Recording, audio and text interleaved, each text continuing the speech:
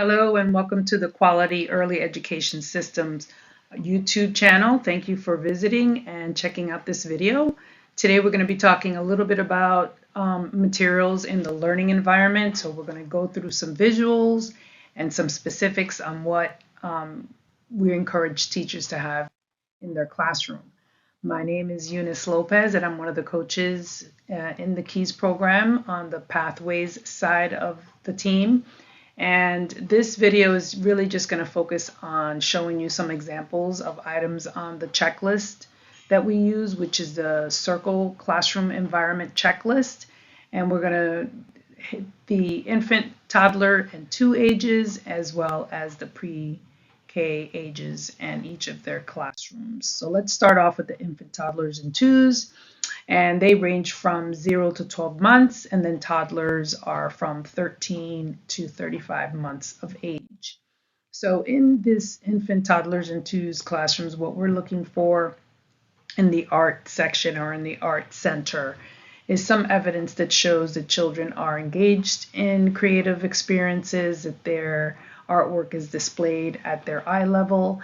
And it's always a bonus if we can add some pictures that show children engaged in the process of creating the art.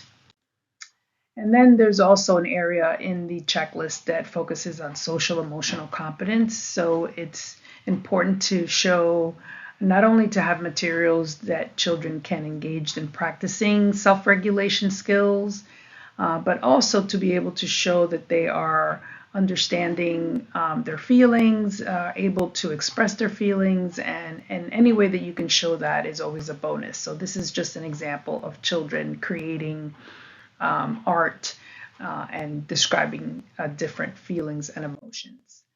And then in the science area, we like to have materials that are open-ended. We'd like to have materials that are accessible and available for children to promote science concepts and to be understanding of some of the science concepts. Thematic connection, and I know this could be a challenge for some providers where you're trying to connect what you have on your lesson plan and align it to the materials in the classroom.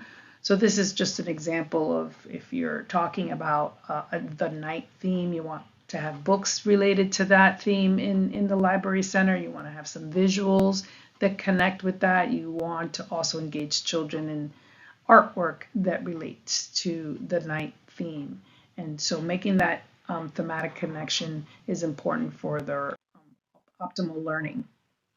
This is another example of just a winter theme. You can go all out or you can go real simple, but this is a really cute example of how the teacher was connecting the theme of the lesson plan with the materials that are out there for children to engage in. Let's step into the pre-K or the 3 to 5-year-olds.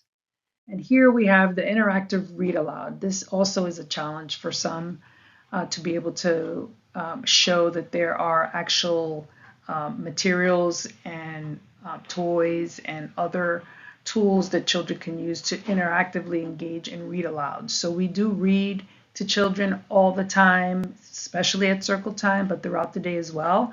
And it's always important to engage them in the read aloud process, so have them as active participants to be able to have props and other things that they can join in the storytelling process is a bonus. And here's an example of fish theme. So the book is about fish, the 3 little fish and the big bad shark. And so there are props that were made for children to go along with the storytelling process.